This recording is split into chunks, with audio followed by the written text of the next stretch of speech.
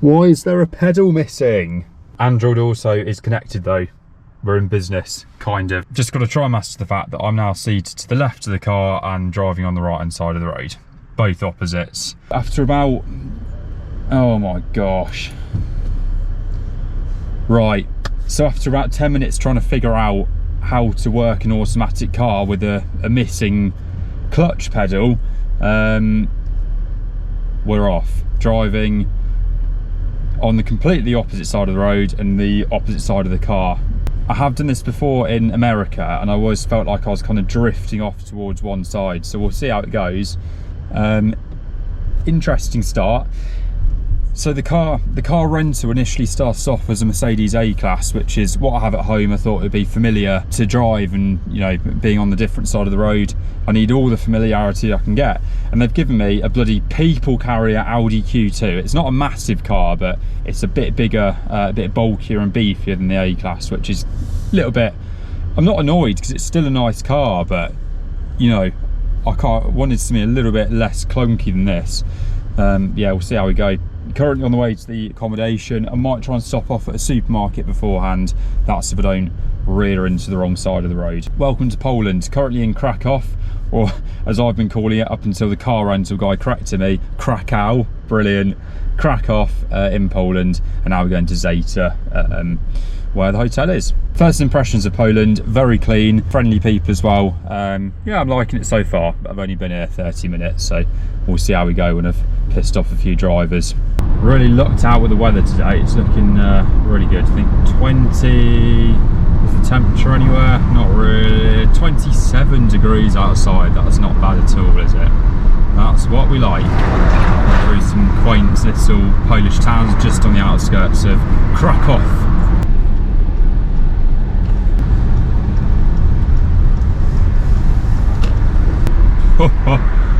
Getting a little bit close to the curb on the right, but yeah, so far so good, touch wood.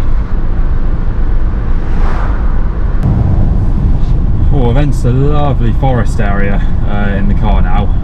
The worst bit about driving so far is on a road like this with no middle line. I'm not sure how far left I can actually go. I'm trying to keep right out of the way, but then I don't want to end up down a ditch, so it's a bit of a balancing act. Getting the hang of it though. Just coming up to Staron Westmaska. Excellent. So here we are after a few run-ins with big trucks on the road, nearly driving down some ditches. I've made it to the Lake Park apartments, which I believe are quite a new block of apartments. And to say that, there's only 4 in each block. I think there's 2 blocks, so not too sure how many they've got here. You can see, I'll show you a shot of the outside of the building. Really nice. I think it was brand new built for this purpose only a couple of years ago. And there's a lake just opposite. So yeah, really nice so far. Have a look at the room. So you've got this night. So you've got the main bed in the middle. Comes with loads of the things that you need. I've obviously made a tea already. No milk, but I need to get that from the shop in a bit. So I have a black tea for now. Kettle, TV, mini fridge as well, really handy. Hotels that don't have fridges can be a bit of a nightmare sometimes when you're buying stuff like milk and things. And then yeah, some nice decor on the walls, nice feature light. But the best bit for me, I believe, is this bathroom. That's probably my favourite part. Quite a high spec, nice designer radiator on the wall here. Nice lighting package as well. If you turn the main lights off, you can see we've got this feature lighting running up the back of the wall, and then these nice little tube lights highlighting the sink. So really pleased with that so far. Nice and easy to get in. They just gave me a code that I put into the door, got the key, and then just unlocked the apartment. So Poland's nice so far.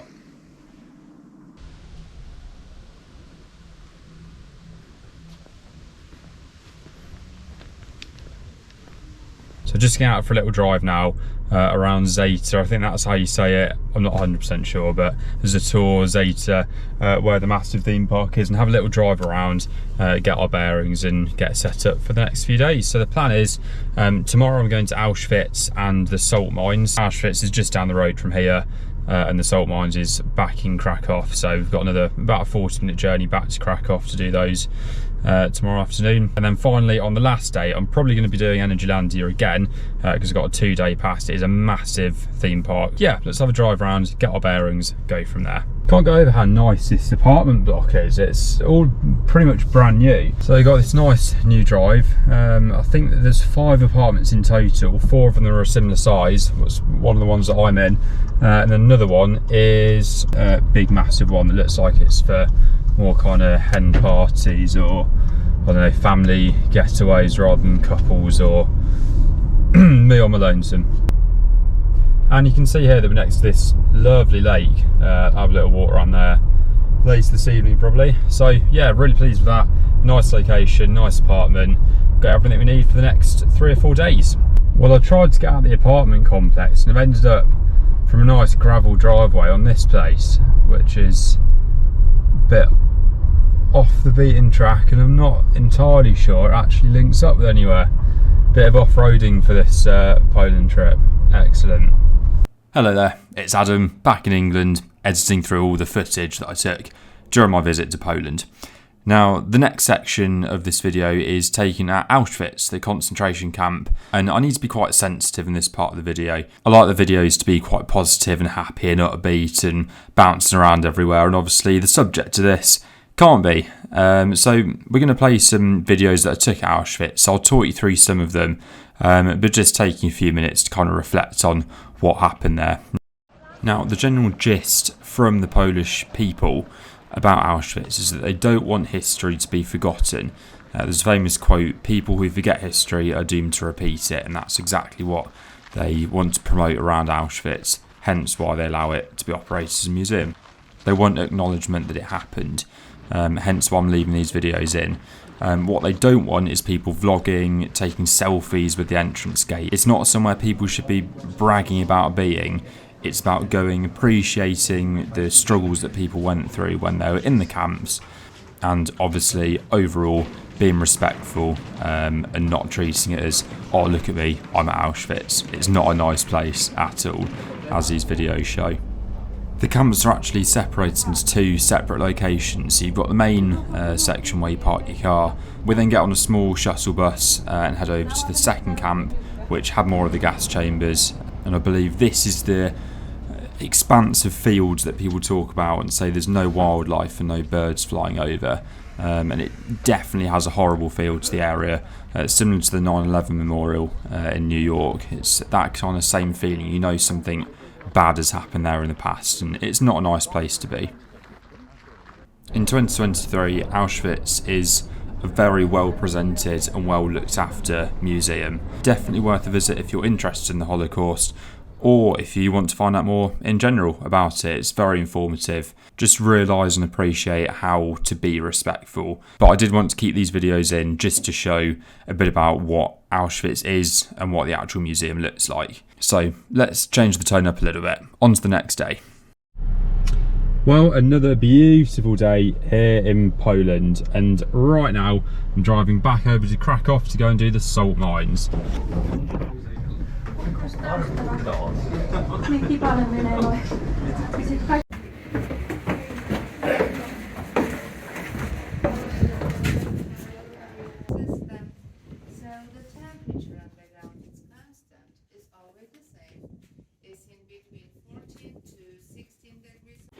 The name of this chamber commemorates great astronomer Nicholas Copernicus, who discovered solar system. Of course, you know about that. And Nicholas Copernicus.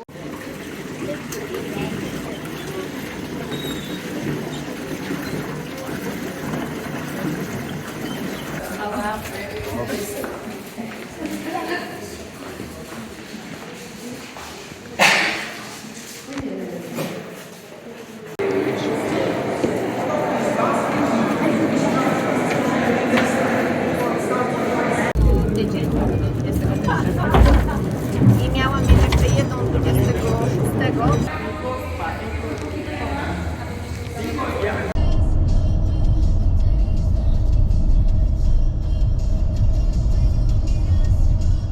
A gorgeous end to the day there, driving back from Krakow salt mines back here to Lake Park in Zator.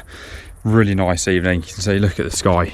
That is So nice. I actually asked the Auschwitz tour guide what the weather is normally like this time of year in Poland, and he did say that it does get up to 30. It is kind of commonplace for this to happen.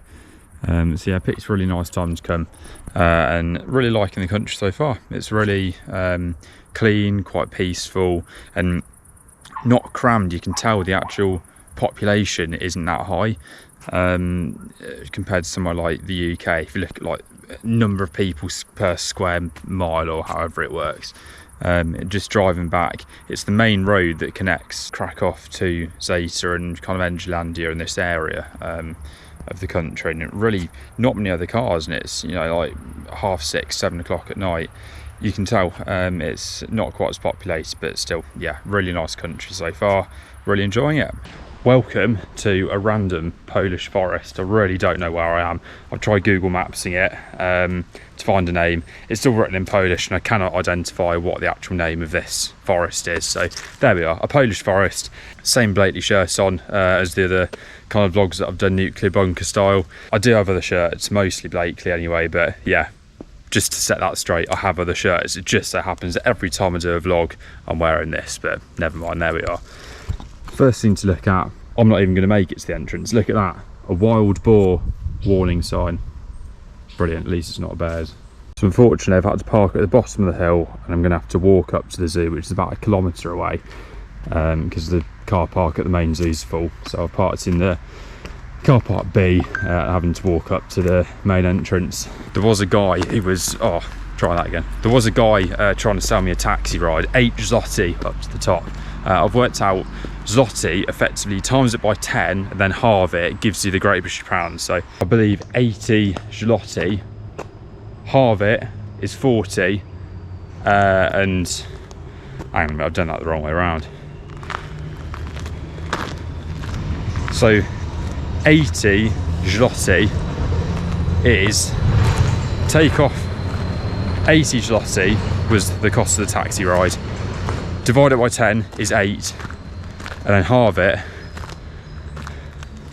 What am I talking about? I'll put something, I'll dub this over because I've completely forgot what I'm talking about. Zloty conversion rate, I had a system, now it's gone. It's that wild boar warning, set me right off. Yeah, I'm back. Thanks Adam for more post-production work, excellent. So 1 zloty is 19 pence, which isn't too good to visualise. So if we do it the other way around, 1 Great British sterling is 5.29 Polish zloty. So what I was trying to say in the vlog, whilst I was worried about wild boar, is you divide the zloty amount by 10 and then double it. So 25 zloty in pounds is £4.73. 25 divided by 10 is 2.5. Times that by 2 is 5. 4.73 is basically the same thing. An absolute concrete, indestructible conversion rate method in your head there. Brilliant. Back to the wild boar spotting. They could be anywhere.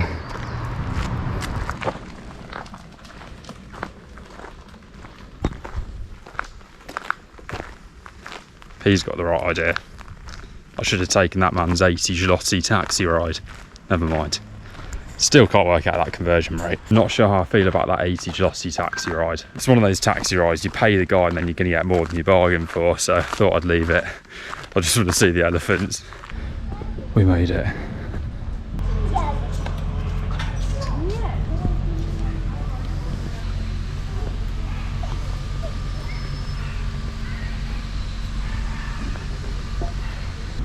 Here we are then, a little bit of information about them. So it's an Asian elephant. A few little facts as well. Wow, one young can weigh up to 100 kilograms. And they are massive, aren't they?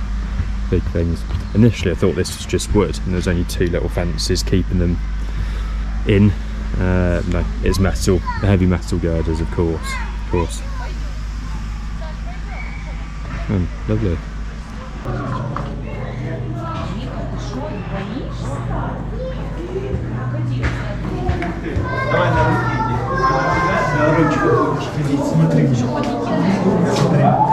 Here we are then, in what I believe translates as the reptile house, I think, something like that, like insect house. I don't know, I really don't know this language yet.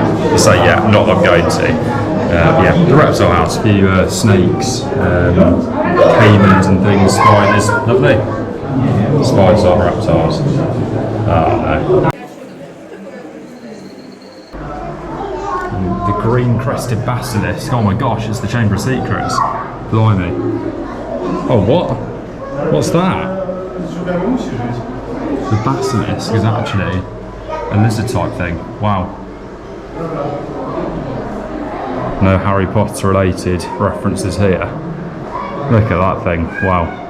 Got some frogs in here. I swear frogs are always really hard to see in things like this. I reckon, business idea, just put loads of these tanks of foliage around in the exhibition. Don't fill it with animals. Just put signs up saying, oh yeah, there's a giraffe in here somewhere. Can't guarantee you can see it. Amazing business idea. Dragon's done that. No, can't see the frogs. What I can see in this one though is a lovely Philippine sailfin lizard. Look at that, it's like a Spinosaurus. Brilliant thing.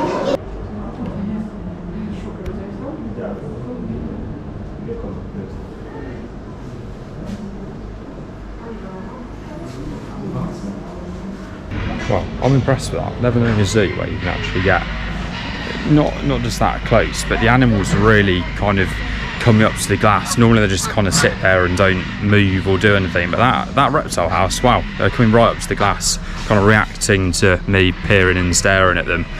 Yeah, impressive. And they had everything. They had like piranhas, iguana, boa constrictor, all of the dangerous poison dart frogs as well, all of the stuff that you'd normally expect to find in that. So yeah, really good. Surprised by this so far. Really nice. This zoo has got everything. Look at this. I think it's a chimpanzee, and since watching the movie Nope, if you've seen the movie Nope by Jordan Peele, you know what I'm talking about. These things are absolutely terrifying. Amazing, but scary. They rip your limb from limb. There's no glass here. Yeah, this is the pinnacle of zoos. When you say zoo, this is what you picture. I really was getting excited about how many animals were at this zoo. So excited that my hair started lifting up off my head. And they've even got my favourite birds of all time, the pelicans, the Airbus A380s of the bird world. Well, it looks like over here they've got some Canadian geese, which Poland are doing these guys dirty. Around the UK, these are roaming free around National Trust resorts and around lakes. Yeah, I'm not sure if we'd have this kind of thing in the UK, Canadian geese. They're more kind of local to us, going around hissing at people's picnics, but I just can't get over how nice this zoo is. Even like the landscaping things, nice bench, bins, wow, nice typical zoo buildings. Oh wow.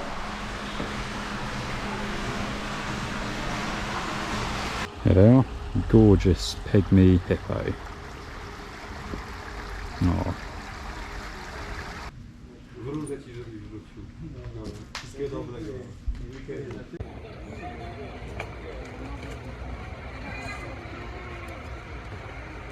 Wow, I got emus as well.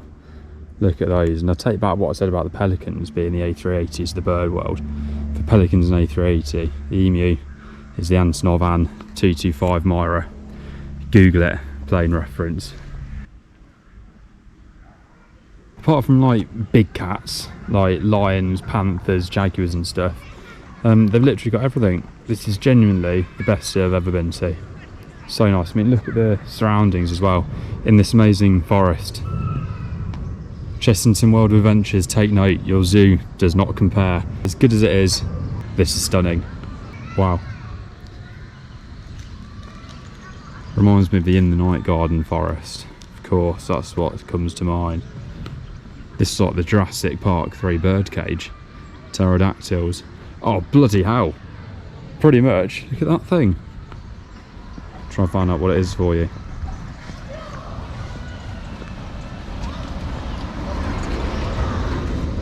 Okay, it's an Andean condor. Yeah, wow. Look at that thing. Huge. I joked when it was the Jurassic Park birdcage, but no. Pretty much not far off. I always think of a science lesson at secondary school with the adaptation song, which is probably still on YouTube, about giraffes and animals evolving long necks and making different adaptations to the environment to survive. It's, yeah, amazing. Got quite a lot of room as well. Oh, if they have beavers here, that'll be it. Best zoo ever.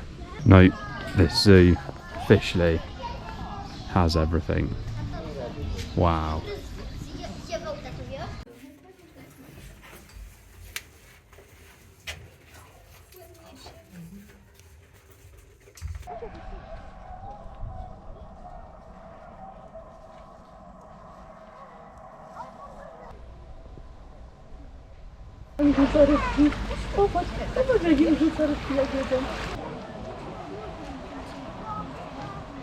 Well, been around most of the zoo now, and that was a little penguin feed. They do that twice a day, and that was the half one, 1:30 penguin feed. Lovely. I'm starving now, so I'm going to find the restaurant that's near the entrance to the park, and then we'll wrap it up. Lovely zoo, probably the best I've ever been to. There's a lot of construction work taking place here as well. I mean, just look at this huge area. Got a little crane there, building this new birdhouse. That's the thing I found with Poland, is that they're always constructing something and trying to improve the infrastructure, things like that. They're just, even the apartments that I'm staying in are really like top spec, really well designed. In the UK, to have something like that, it's going to cost you millions, whereas here they seem to be a lot more efficient with it.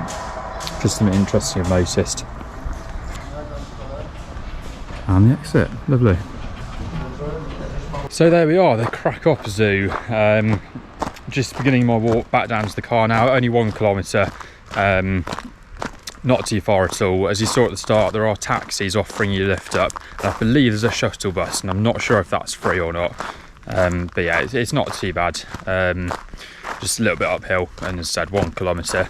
I just had a quick bite to eat in the cafe, got a chicken burger. Really good zoo, to be honest, the best I've been to. I've been to a lot of the zoos back in the UK, and they're of a high standard, but this one just had everything, like lions, tigers, camels, porcupines. The only animal that wasn't there was a beaver, which is one of my favourite animals, but yeah, they had snow leopards, which is another favourite of mine, so that kind of made up for it. So yeah, thanks for coming along. If you're ever in Poland and around Krakow, come and look at their zoo.